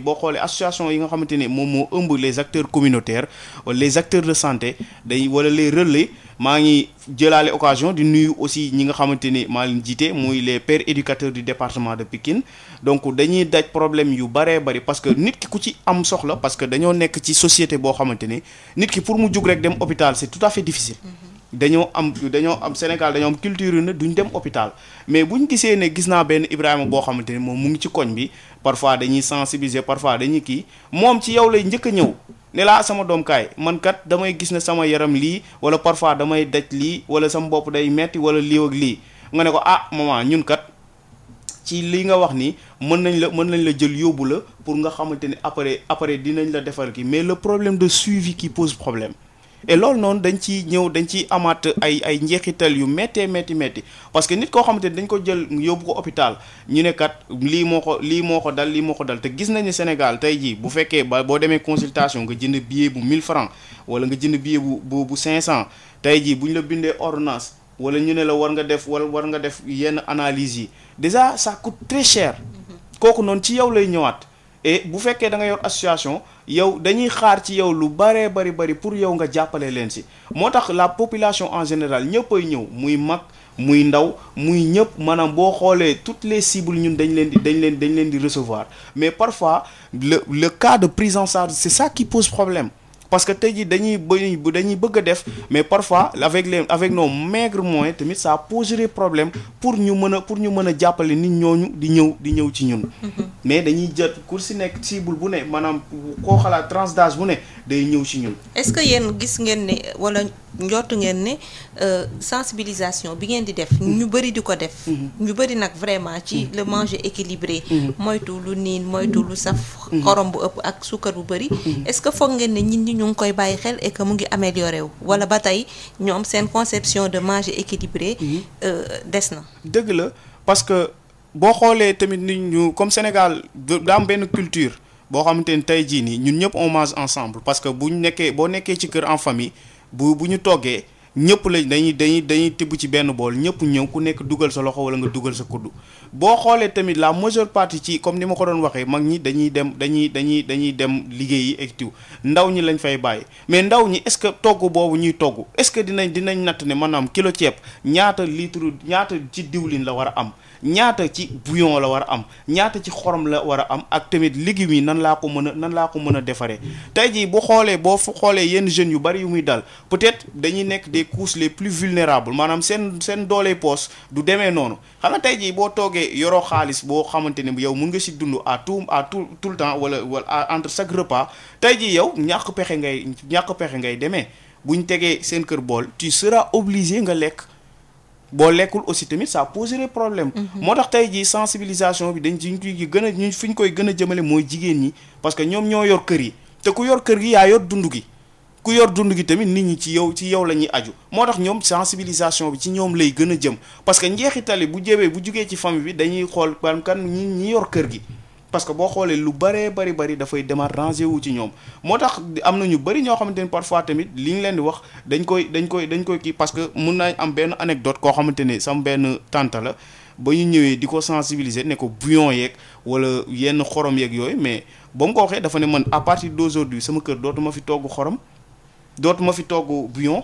te loolu noonu à chaque fois bu ñu demee ci këram te dañ koy bett mais bu ñëwee boo ñemee ñam bi mais li goût bi muy yor ak goût bi nga xamante ne moom la ñeneen ñi di toggee du doon benn mu gis ne yow boo fekkee yaa ngi sensibiliser 1000 personnes même 2 personnes buñ la suiviree ci li ngay def donc yaa ngi commencé di réussir sa mission. parce que 2 personnes yooyu noonu dina am ñu bari ñoo xamante ni dinañ leen dimbali. docteur ñu ndellu si ci suñu beneen 4e auditeur mi doon wax ne moom tux na lu yàgg mais ça fait à peu près 1 an et demi 2 ans mu arrêté tux mais bu doxee lu ma 300 mètres rek dafay commencé sonn nee na xol bi dafay lay. alors kooku déjà maa ngi koy féliciter parce que arrêté na donc loolu moom je pense moo gën a metti ci ñi nga xam ne mooy fumer te je rappelle encore que même boo tuxee boo arrêté sa risque bi day wàññeeku par rapport ak kii ko xam ne mu ngi continuer voilà léegi par rapport ak nag li mu yëg ci yaramam effectivement essoufflement sooy def dara wala ngay def activité bu ndaw wala nga dox ngay gaaw a sonn signe d'appel la d'autant plus que moom am na facteur de risque tux na lu yàgg donc il faut que mu dem kër docteur gis cardiologue ko nar a defal au moins bilan exhaustif ñu xool lépp xool xol bi xoolaale tamit xëtër gi ndaxte cigarette bi mun na ko sonal donc pour xool ba xam ndax amul lenn luy expliquer appaatam boobu noonu donc il faut absolument mu consulter. ki ñu topp aussi moom c'est vrai am na beneen cas bu mu exposé ndax soxnaam dafay tux lu bëri moom ko sonal mooy nee na partie gauche xol bi souvent dafay fudd ba da koy sonal mais c'est benn ci benn durée bu brève mais comme da koy arriver souvent moo tax muy woote di laajte lan lañ koy tegtal. alors damay commencer par tux bi donc effectivement il a bien fait mu soulever point boobu ndaxte tabagisme ba am tabagisme ñuy wax tabagisme actif mooy koo xam ne moo ngi jël cigarette bi tux te ko tuxal boppam am ñoo xam ne ñoo ngi koy wër donc entourage am familial am direct te gis nañ ni aussi ñi nga xamante ne si dañoo dëkk ak kuy tux muy tabagisme passif ñoom tamit seen risque dafa augmenter ak koo xam ne dëkkul ak tabagique donc tabagisme passif tamit facteur de risque la donc comme nee na partie gauche am si j'ai bien compris partie gauche am bi parfois muy metti xol bi mel ni luy fudd muy crampe il vaut mieux tamit mu rapprocher wu consultation ñu mën a xool ba xam ndax amul dara côté boobu tamit. est-ce que lien dafa am ak tabagisme passif ak problème mu cœur. exactement loolu laa doon wax donc tabagisme passif c'est également un facteur de risque. Comme le tabagisme actif donc ñi nga xamante ne si ñoo ngi dëkk ak koo xam ne moo ngi tux loolu tamit facteur de risque supplémentaire la comparé ak koo xam ne nekkul ak ci environnement tabagique. voilà mais am na lu mu wax aussi nee na gëm na ne soxna mënul bàyyi parce que tux na 30 ans mais man je dirais non mën na bàyyi parce que am na ay nit yoo xam ne mën nañ leen jàppale ndax mën nga ko expliquer. donc d'où l'importance tout le temps mooy li ñuy wax suñu activité tout le temps dañ si bëgg boole conjoint yi ak ñi nga xamante ne si ñoom ñooy aider patients yi. donc suñ demee consultation ak soxna si médecin bi dina ko mën a guider. jox ko ay piste parce que déjà moom tux bi baaxul ci moom baaxul ci soxna si moo ngi exposé boppam ci li nga xamante ne si mara day taal yi parce que maa ngi koy wax balaa ñuy wax pour cancer parce que cigarette tout le temps cancer bi la ñu doon tiitalee nit ñi waaye balaa ngay àgg sax si stade du cancer bi maa ngi koy wax près de la moitié ci accident maladie cardiovasculaire chez les moins de 40 ans cigarette bi la donc médecin bi dina ko gën a mën a sensibiliser jox ko ay piste parce que il existe ñuy wax aide au sevrage parce que yombul ngay tux lu yàgg ba noppi nga bàyyil sa bopp c'est très rare mu am na ñoo xam ne mën nañu ko mais la plupart dañuy soxla aide te fi mu nekk nii parce que ñoom donc duñ ko mën wala suñu arrêté tamit dañuy replonger voilà dañuy récidiver te fi mu nekk nii quand même Sénégal xam-xamam léegi màcc na ci côté aide au sevrage tabagique vraiment donc dañu ko mën a guider teg ko ci piste pour mu mën a génn situation boobu incha allah. te fii CEPIAT au niveau de l'hôpital Fann pour moom mi auditeurs yi dañuy jàppale ñu bëri ñoo xam ne dañuy ñëw sax di témoigner ni ku leen ne woon dinañ xëy ba bàyyi tux duñu ko gëm vraiment moi je lui recommande mu dem foofu ak soxnaam gunge ko jàppale ko parce que moom dong bu ci naree dugg du sotti il faut que mu am l'aide de son entourage ak du personnel médical et nous l'encourageons vivement pour que mu encourager jabaram voilà donc ci affaire wax nga ko déjà mu dem xool comme dafa am facteur de risque donc mu dem gisi cardiologue def di ci war sëñ Thiam ci prévention bi la doon wax chez les femmes loolu la jàll doon wax sànq parce que jigéen ñi ñoom ñoo yore kër yi ñoom ñooy togg donc góor bu yore dépense am di ko joxe moom lu mu ci mën wàcc ak lekk te donc prévention bi surtout ci xale yi aussi ñuy seetlu xale bi di bañ a traîner feebar yi di def recours précoce aux soins comme nuñ koy waxee bañ a xaar feeñal bi laak wala jarul dem hôpital yooyu yëpp daal moom la sëñ Thiam doon wax pour que nit ñi di ci bàyyi xel surtout jigéen ñi Ami Sow aussi defe naa moom tontu nga question parce que comme donc dafa amoon ay question de relance donc daf may pousser aussi ma laaj la docteur ñiy ñëw hôpital est-ce que dañuy ñëw juste pour consultation boo xam ne mën naa ne banal entre guillemets sama kii dafay faral di métti ma ñëw wala dañ leen di indi xam nga yóbbu sa bopp hôpital ak ñu yóbbu la ñaar la bu ñu la yóbboo mooy maanaam yow toog nga ba sonn mën a mu nekk phase terminale. voilà est-ce que ñoom ñooy indi seen bopp wala dañ leen di yóbbu. alors effectivement donc fi mu nekk nii surtout nag ak médias yi. ak réseaux sociaux yi donc il y a de plus en plus d'informations. information yi day bëri ba tax na léegi macha allah quand même nit ñi ils sont quand même assez connectés donc ñu si bëri suñu yéegee dara rek dañuy ñëw daw donc dañuy gis ñaari cas yi. vraiment la plupart du temps nit ñi dañuy am dara lu ñuy yéeg ñu ñëw pour rassurer wu donc loolu tamit c'est déjà une bonne avancée am na ñoo xam ne tamit malheureusement ba léegi am na ñoo xam ne recours aux soins bi day yàgg. d'ailleurs soo xoolee études internationales yi nga xamante ne si ñoom ñooy saytu xaru kanamu insuffisance cardiaque dans le monde boo comparer région Afrique subsaharienne xam fi nga xam ne Sénégal fa la bokk dañuy gis ni malades cardiaques yi déjà ñoo gën a nekk xale donc ils sont 15 à 20 ans plus jeunes que ñi nga xam ne ñoo ngi ci occidentaux yi ba noppi malheureusement seen symptômes yi day gën a grave parce que y a un retard au recours de soins ba noppi éducation bi day des donc looloo tax vraiment ma ni ñun suñu dëkk yi si il est important justement ñu mën a def activité de prévention déjà primordial comme ni ngeen ko def au niveau de la population générale mais ñi nga xam ne feebar nañ ba noppi vraiment de plus en plus léegi macha allah depuis 2019 centre de réadaptation et d'éducation thérapeutique bari na fi nga xam ne dañuy expliquer malade bi jàngal ko lan mooy feebar bi jàngal ko lan mooy facteur de risque jàngal ko lan mooy signe d'alerte nga xam ne moom sax dina ko mun disséminer ci sa entourage am te en général c'est des séances yoo xam ni on prend tout le monde avec les conjoints donc dafa day tax ba justement information bi gën a jàll à tous les niveaux ki nga xam ne am na feebar wala ki nga xam ne amul feebar amagul feebar donc loolu tamit dafa am solo lool éducation thérapeutique bi fi mu nekk ni ci médecine moderne bi mënatuñu dem sans moom surtout suñuy prendre en charge ñi nga xam ne mooy maladie chronique mu nekk cardiovasculaire wala beneen xeetu maladie chronique donc loolu tamit dafa am solo lool. bu ñu ñëwee ci wàllu prise en charge bi ak feebar yi nga xam ne ñoom ñooy gën a faral di indi nit ñi en cardiologie yan possibilité moo am est-ce que dafay am opéré wala dafay am traitement booy jël à vie wala ay doom la wala piqûre la naka lañ leen di fajee. alors gis nga ko bi ma la limalee bëri na ay xeetu maladie cardiovasculaire donc du benn façon donc traitement bi ñu lay proposer il faut mu méngoo ak li nga xam ne moom la ñu gis ci yow voilà bu fekkante ne sidit bu fatt la effectivement am na ay garab parfois tamit mën nañ la opérer parfois mën nañ ko déboucher mu la ñuy wax cardiologie interventionnelle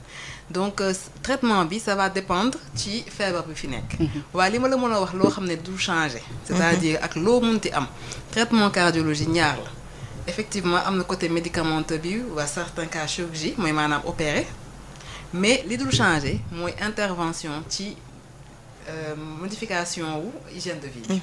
ndaxte ak lu ñu la mënti jox garab lu ñu la mënti opérer lu ñu mënti déboucher bu fekkante ne yaa ngi continuer di lekk bu bon wala nga continuer toog defuloo dara traitement boobu du efficace wala ngay continuer di tux traitement boobu du efficace donc lii nga xamante ne si mooy dénominateur commun moom nga xam ne du manqué fu nekk mooy correction des facteurs de risque modification hygiène de vie bi donc loolu lañu siy ñaax bu bëri te éducation thérapeutique mu ngi siy jàppale lu bëri pour malade yi mun a comprendre tuuti de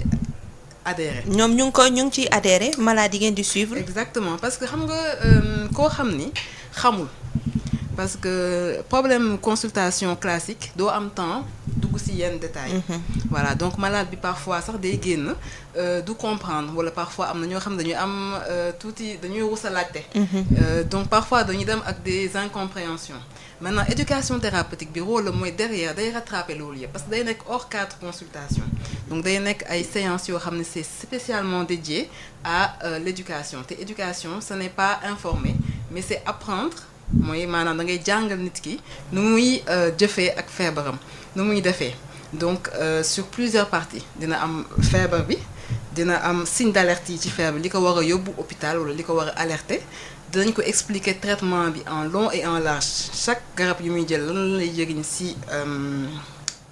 yaramam dañ ko expliquer tamit côté diététicien parce que c'est pluridisciplinaire du cardiologue bi kese dina am diététicien bu ñëw côté nutrition bi jël ko ak côté également activité physique bi donc à la fin du programme ñoom ñëpp soo xoolee ci études yi ñu jot a def dañuy am niveau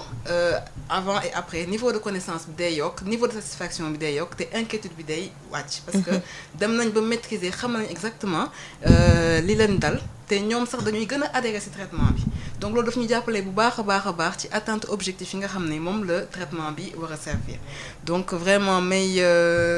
delloo njukkal acteur cardiologie yëpp vraiment école de cardiologie de Dakar qui a fait de très gros efforts vraiment pour la modernisation de la cardiologie suñu chers maîtres yi vraiment professeur Serigne Abdou Ba professeur Moustapha Sarr professeur Abdoul Kane vraiment qui ont été la locomotive de tout ça et depuis 2019 vraiment cette belle discipline est présente au Sénégal et c'est vraiment multiplié vraiment gis nañ ni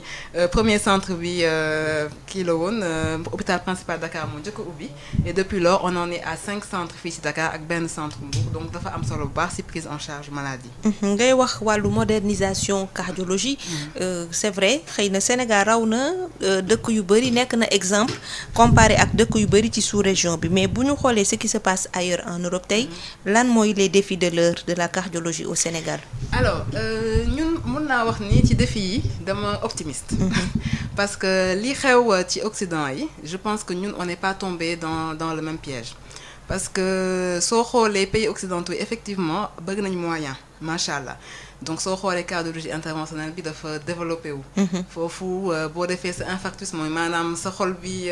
nga def attaque cardiaque rapidement dañu dañuy déboucher et cetera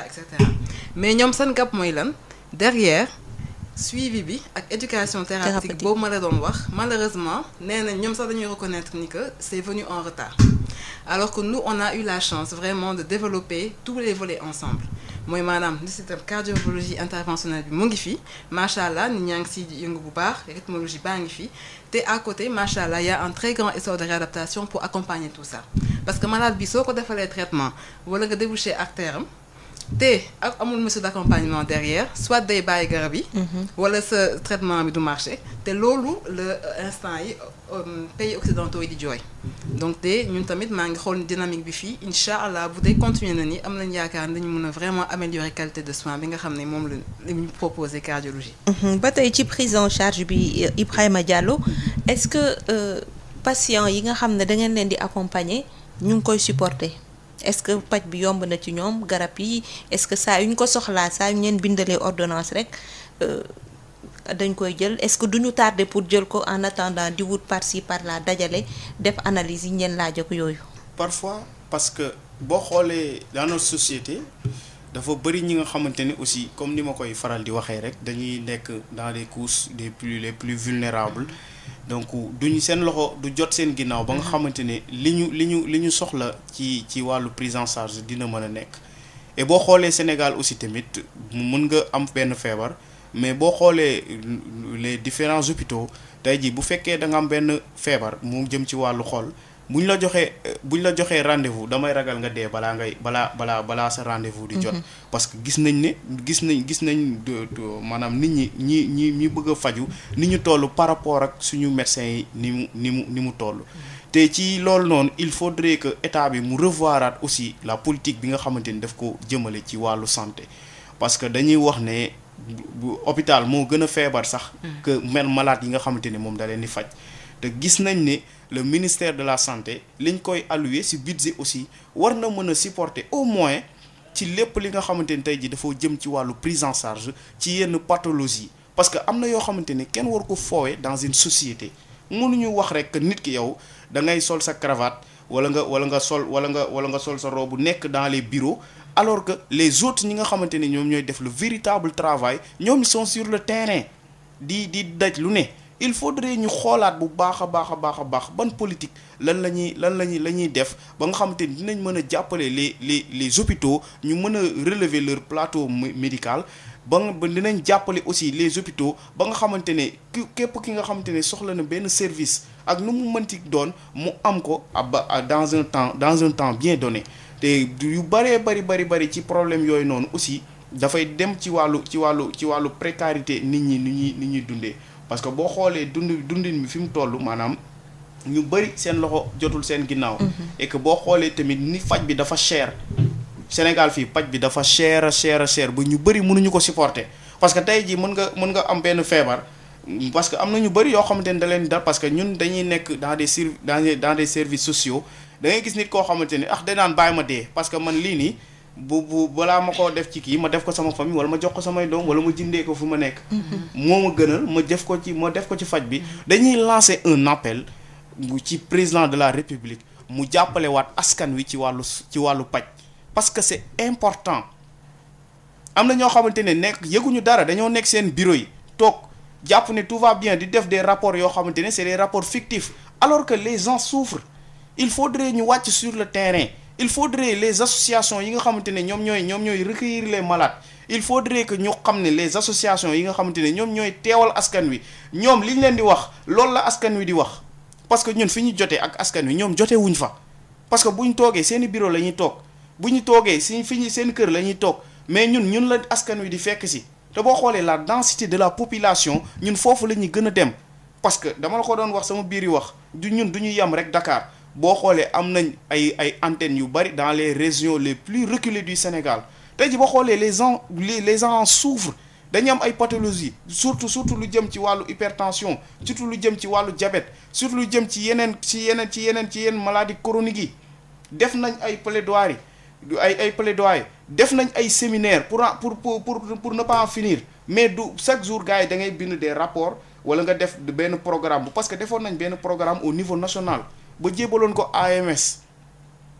ne nañ ko jox le ministère de la santé moom bu ko approuvé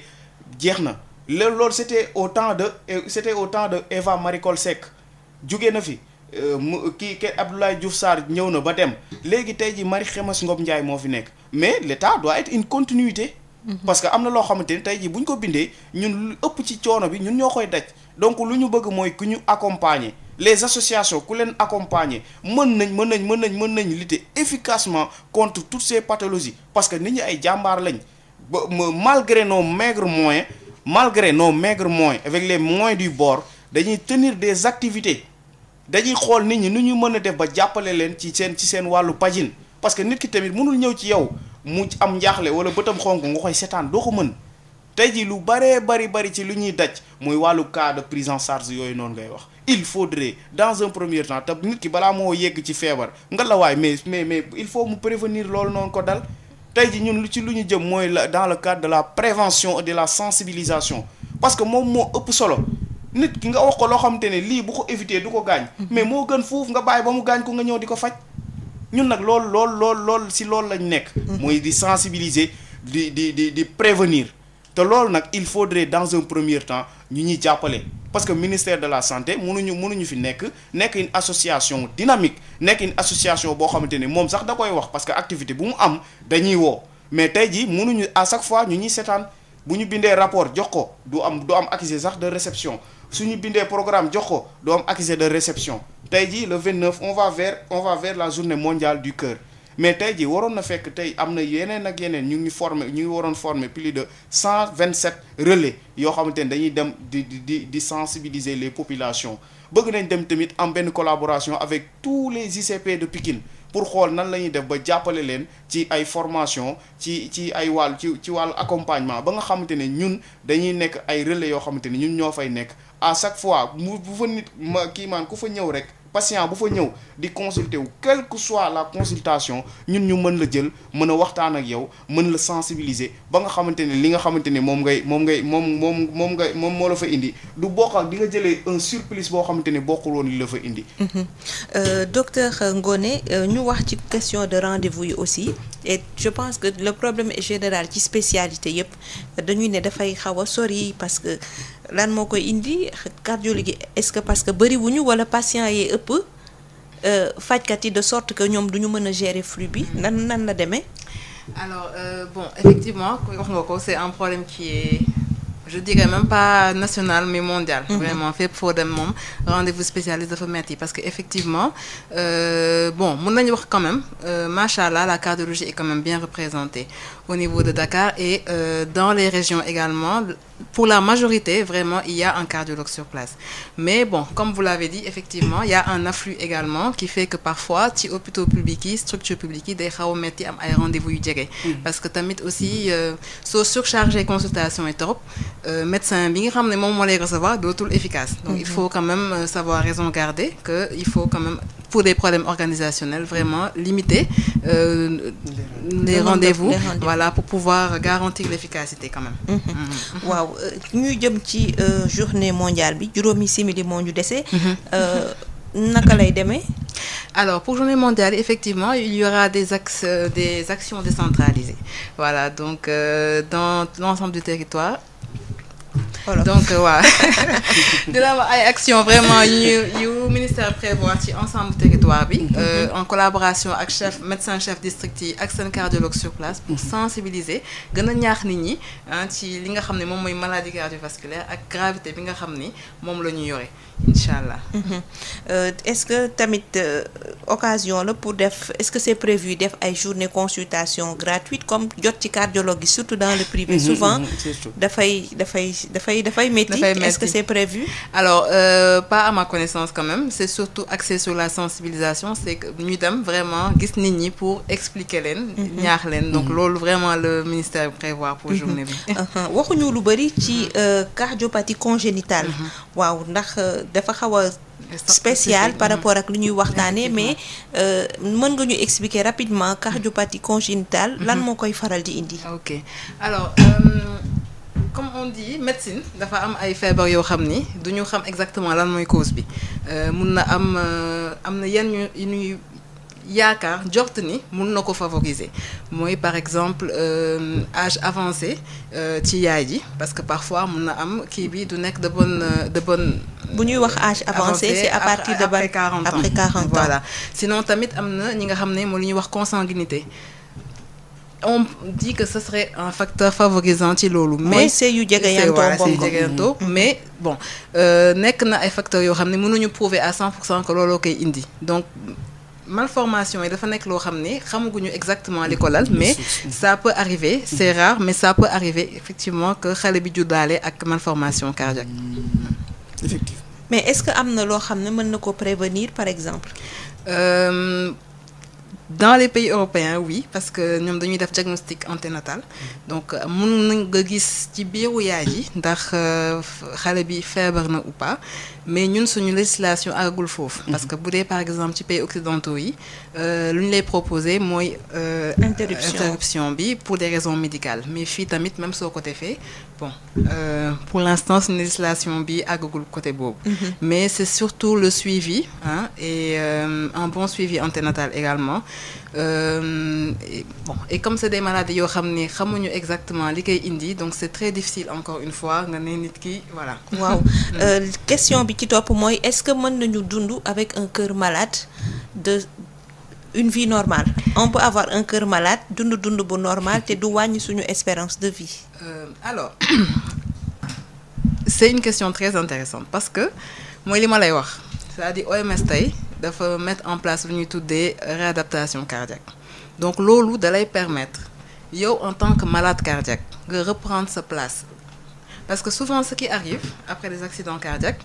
dinaa ñëwaat ci espérance de vie bi mais ce qui arrive souvent c'est que malade bi parce que accident cardiaque dafa metti da ngay jékki-jékki saay dox dara dal sa kaw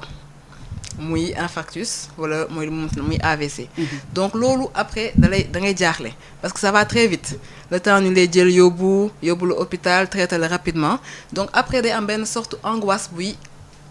inquiétude bi nga xamante ne si naturellement moom moo ñëw ci nit ki. ba tax day ragal la sax dox génn këram wala day ragal sax dem reprendre liggéeyam donc looloo tax ñu créer spécialité boobu c'est pour permettre malade yooyu nga jëlaat leen derrière. expliquer leen defaat ak ñoom sport expliquer leen que dañoo war a sax yënguwaat mooy li ñuy wax activité physique adaptée. yaa ngi dégg ba noppi jàngale lan mooy feebar bi exactement pour ñu mën ko comprendre ñu mën a wàññi activité bi donc effectivement ki nga xamante ne si am na accident cardiaque naturellement espérance am de vie day wàññeeku mais ça c'est encore des probabilités. loolu yëpp ay probabilité la da nga def ay études def ay probabilités mais ça ne veut pas dire que doo dund autant que koo xam ne amul pathologie cardiaque. donc avec une bonne hygiène de vie un bon suivi normalement war nga mën a dund normalement comme koo xamante ne si amul pathologie cardiaque te loolu c'est important un message important à passer aux malades. defe naa leer na te defe naa auditeur bi ñu yónnee message di ma ne s'il vous plaît qu'elle parle en wolof defe naa aussi comprendre na ndax mujj nga ko wolofal waaw donc Ibrahima Diallo dama lay bàyyi nga tàggatoog auditeurs yi mais surtout nga accès ko ci sensibilisation benn minute moo ñu dese ci sensibilisation bi nga xam ne mën na leen muccal ci feebaru xol. waaw di le remercier encore une fois di remercier aussi docteur di ko ñaanal aussi yàlla na sunu borom gën a yokk xam-xam bi donc di remercier encore une fois ñi nga xamante ne ñoo ma yabal muy les Cœurs Unis di ki jëm ci tonton El Hadj mooy suñu président ak Pape Moussa mu nga xamante ne moom mooy chargé du programme ay ñoom Addison Maman Aïssa ñoom ñi nga xamante ne ñoo ñu yabal ay ñoom Mbaye Diop et tout di gërëm aussi toute la population pikinoise bi nga xamante ne foofu lañu dëkk donc comme nañuy wax rek comme santé moom c'est toujours une prévention maanaam nit ki à chaque fois maanaam li ñu naan mag moom mooy gar boppam ba yenn yi du ko dal ñu xoolaat bu baax a baax xam ne jamono fi mu toll caaxaane sa wér-gu-yaram dafa jéggi dayo il faudrait ñu xamaat bu baax a baax ñun nan la ñuy def ba adapter une très bonne pratique en santé parce que li jëm ci wàllu wér-gu-yaram mag bu ci boppam moom mooy kii di def sport di xam li ñuy lekk surtout li ñuy lekk parce que biir moo nekk loo xamante ni lu ci dugg mënul génnaat te loo ci xase ba dugal doo xam nan nga koy génneewaatee donc nag ci biir loolu noonu boo ko xamee da ngay xam bu baax a baax man sama biir bi or moo ma koy gënal moo may gënal or xaw ma nu ñu koy waxee ci olof. lépp lu fiy dugg daf may leer naññ ne du am benn yokkalul wër du la gàllankoor du ma gàllankoor chaque jour li may lekk dama koy xam chaque jour li may naan dama koy contrôler ba pare nag xam ay heures yi nga xamante ne moom laay arrêté sama lekk parce que ñun on a tendance di lekk ba benn heure bi ñu tëdd ñi nga xamante ne comme sama mbokk ñi sant ba ak ñeneen ñi nga xam ne dañuy lekk ba seen biir fees ñu dem tëddi nelaw parce que am na heure yoo xamante ne boo ci lekkee dafa gënul ci sa wér-gu-yaram ñu xoolaat bu baax a baax. maanaam ñu am hygiène de vie effectivement. voilà am hygiène de vie bi et tout. docteur ci wàllu prévention la ñuy wax tey jii nit ki ban yëg-yëg lan nga leen di wax maanaam tey sa xol buy lee rek dawal gisi cardiologue la ils doivent être alerte lan moo leen war a alerter yóbbu leen ci cardiologue yi. donc signe d'alerte yi maa ngi jëkkee ci douleur thoracique mooy maanaam dënn guy metti mettit bu jege dayoo boo xam ne passé na fanweeru simili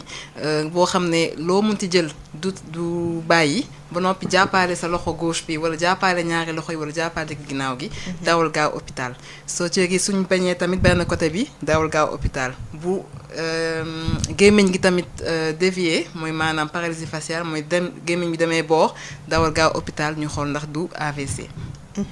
kon nag jërëjëf docteur Ngoné Diaba Gaye moo nekkoon suñu invité muy cardiologue libéral spécialiste en réadaptation cardiaque et prévention cardiovasculaire ak Ibrahima Diallo di chargé communication association les Cœurs Unis may gërëm suñu technicien Assane Thioune ak auditeurs yi bokkoon ci émission bi ma leen di dig daje talaata bi di ñëw ci beneen émission jërëjëf.